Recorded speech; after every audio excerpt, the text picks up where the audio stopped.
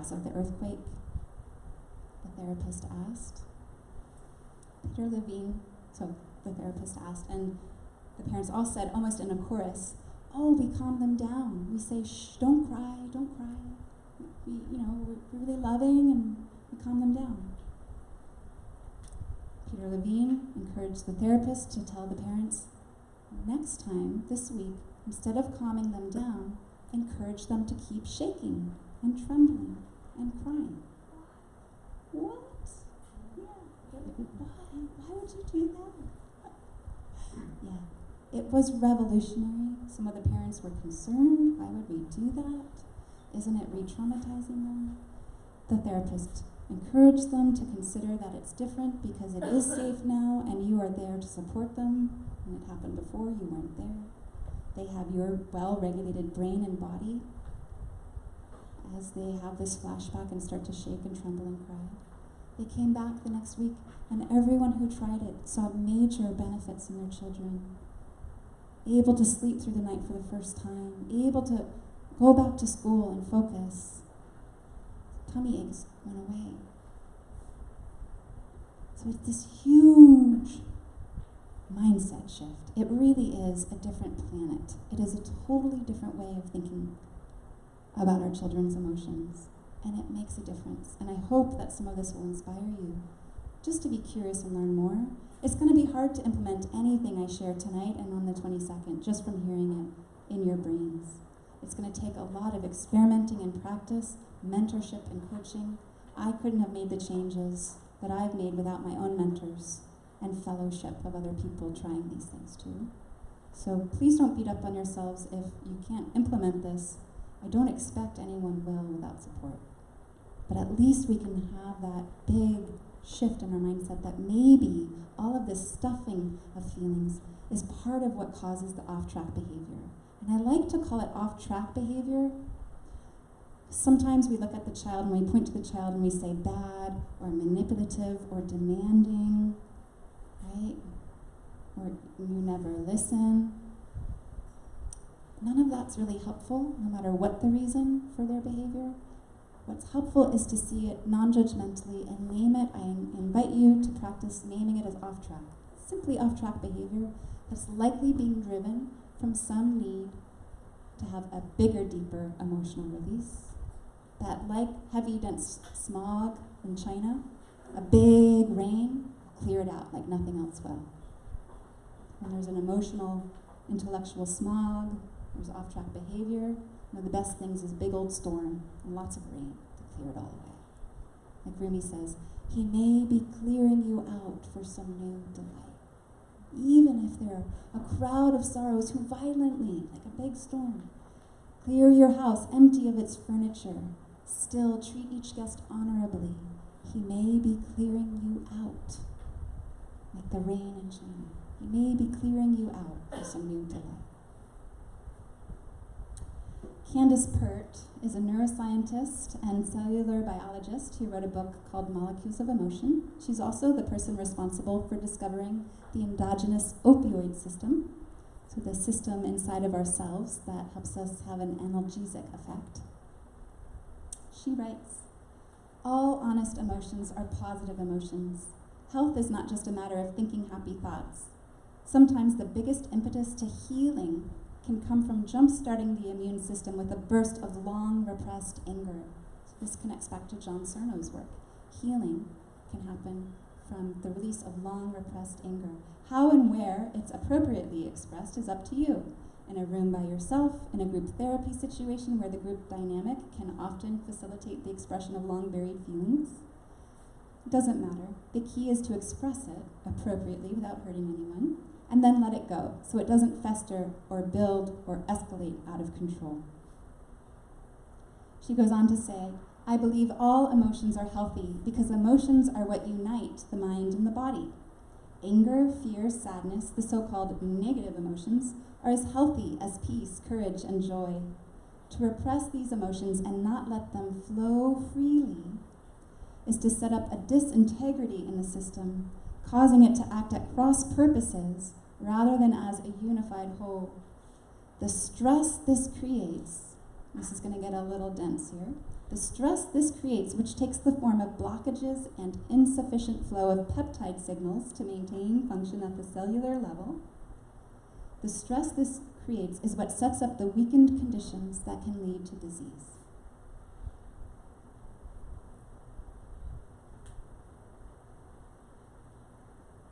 Emotional release sustains health. Emotional expression sustains health. Is that making sense? Is that landing with you guys? Did I drill it in enough? Okay. So here's some of the science. Just a quick review. Robert Sapolsky shows that animals in the wild offload stress by trembling so they don't develop stress-related illnesses. William Fry shows that emotional tears release stress hormones and neurotoxins.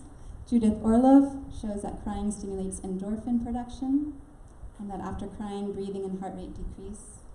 Margaret Crepeau shows that people with stress-related illnesses cry less than healthy counterparts. A Michigan study showed that women who repressed anger were twice as likely to die from heart attack, stroke, or cancer. And John Sarno shows that processing feelings can cure chronic pain. Wow. I hope this motivates and inspires us to think differently about emotional release. It's hard to argue with all that, right? Okay, just check. So one of the last pieces I'll touch on in terms of why emotions might have survived the evolutionary process is that they're integrating. And integration is a complex idea. Sometimes I'm still trying to wrap my mind around this complex idea of integration that Dan Siegel talks about a lot, so I'll do the best I can. So Dan Siegel says that integration is anything that links together differentiated or separate parts into a coherent whole. So we can think about how emotions link when a parent can stay attuned to the child and in empathic resonance with the child. It links the parent to child. We're talking about how emotions bond us. But also, when you can have a non-judgmental attitude towards the emotions and allow them to flow through us without trying to stop them,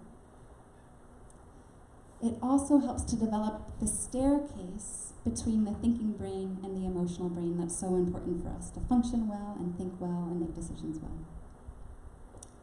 When we can have a non-judgmental attitude towards the emotions that are coming through, we can welcome them, like Rumi says, to be a good host to them.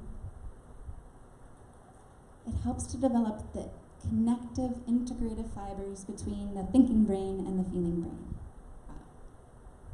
So that's with us.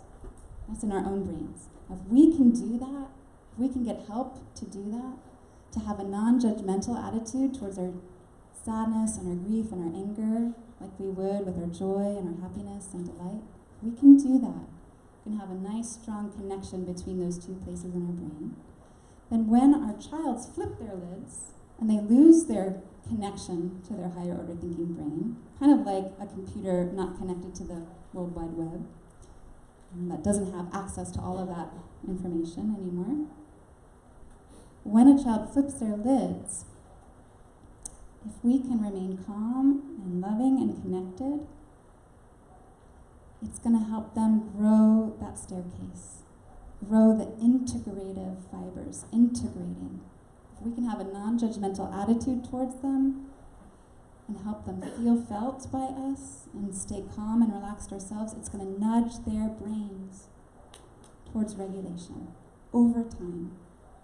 So we know from studying axons and myelinated sheaths that it takes sometimes 1,000 times for a superhighway to develop in the neural networks. 1,000 times for those the axons to become myelinated, like a superhighway, fast, instead of bushwhacking, which will happen at first. So 1,000 times for us to stay calm, close, and connected when our children are flipping their lids, for them to benefit from our presence. That's 3 times a day for 3 years. It's going to take a while, guys, right? So not to give up if we try it once or twice and we say, my kid is still flipping their lid, this isn't working. Maybe try it for 3 years before you give up. Yeah, and get some coaching and some guidance. I needed that. I don't know, it helps to get some coaching and guidance.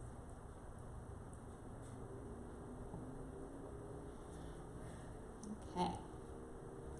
So, when strong emotions are expressed in the presence of a regulated parent, it helps the child's brain grow these connective, integrative neural fibers. Again, just a reminder, Dan Siegel says that normal human development relies on the cultivation of relationships with others, to form and nurture the self-regulatory circuits that enable emotion to enrich rather than enslave our lives. This is another part of how emotions are integrating. Emotions link the mental, social, and biological domains. Candace Pert. She writes, "My research has shown me that when emotions are expressed, which is to say that the biochemicals that are the substrate of emotion are flowing freely, all systems are united and made whole." Integration. When emotions are repressed, denied, not allowed to be whatever they may be, our network pathways get blocked, stopping the flow of the feel-good, unifying chemicals that run both our biology and our behavior. Again, when emotions are expressed, all systems are unified and made whole. And I would add, not only when they're expressed, because they could be expressed with a lot of shame, and that would have the same effect. When they're expressed and there's a non-judgmental relationship with them as they're expressed, then all systems are unified and made whole. So we as a parent can model that non-judgmental attitude towards emotions, even as we're setting limits on behavior. And I haven't talked about that much tonight, but I'm going to talk about that a lot more in the 22nd, because limits are incredibly important. And I am not a permissive parent. I have very clear rules about screens in our house. I have lots of rules about bedtime, because sleep is so important for emotional health and regulation. I am pristine about rules in our house. But I also offer these rules with lots of connection, so my child actually listens to me. Because if I try to yell at my child from far away at a distance, he's not going to receive what I'm learning very well, what I'm teaching him very well. So we say, connect before you direct. We say, first, if the laptop is going to get information to the little iPhone, what has to happen? If this computer is going to give information to the iPhone, what has to happen first? You have to have a connection. It can be physical, it can be wireless, but a connection has to be there. It's true with our kids too. And both a physical connection and a wireless connection. So coming, instead of saying, "Stop doing that. I said stop doing that. I said stop doing that. Why aren't you listening to me?" Never listen. I have to learn myself. I have to teach myself and update my own system that this isn't going to work very well, and it's not my son's fault. I have to learn that I can come over to my son when he's not listening to me. I can put down whatever I'm doing, and I can say, "Hey, Jackson," and he's not looking at me, he's not making eye contact, the wireless connection isn't there, his eyes are darting, he can't hear me, he's not connected. Jackson, hey sweetie, hey Jackson, there you are, hey sweetie, please stop doing that, thank you. He does it again, hey Jackson, please stop, thank you. It's possible to set limits from a calm, confident place effectively if you've first established a connection. And our limits are much more effective that way, and we won't have to use as much energy. We'll also be modeling regulation, because over here, I'm frustrated that he's not listening. I'm revving up inside. If I keep yelling and raising my voice, I'm going to get revved up much more, and I'm going to flip my lid. And what am I going to teach him? Lid flipping. I'm going to teach him lid flipping. If you get frustrated, flip your lid, kid. If you get frustrated, this is how you flip your lid. I don't want to teach that to my son. I'm over here washing the dishes, and I feel that impulse to yell, because it's in there, because I'm human. And I work with myself. And I remember, connect before you direct. Connect before you direct, Jackson. Connect before you direct. He's not a bad kid.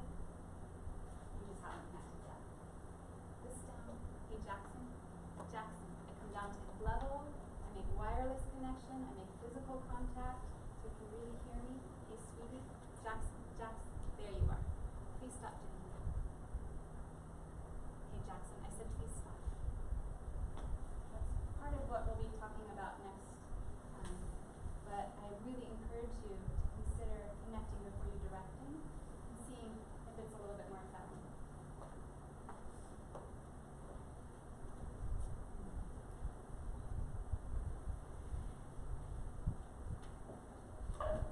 So this is a summary of why emotions matter, and I'd love for you to just take a moment to turn towards someone near you and talk about something that was interesting or that stood out for you or that was kind of juicy or fascinating, that sparked your interest, something you know already that is now highlighted, or something you learned. Any of those things that's kind of sparking your interest, that's standing out for you. Just take a moment to turn to someone next to you and just share about that.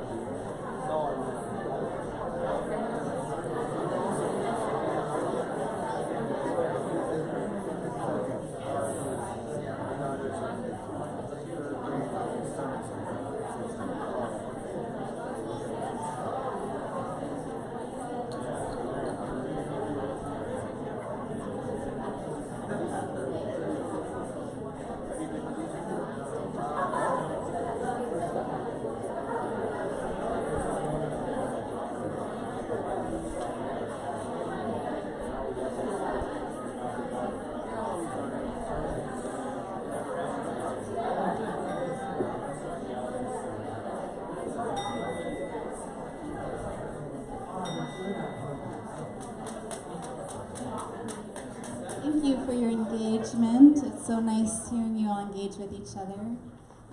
Erin is going to come up and write questions on the board. I have about just one more section to go through. I'm going to try to make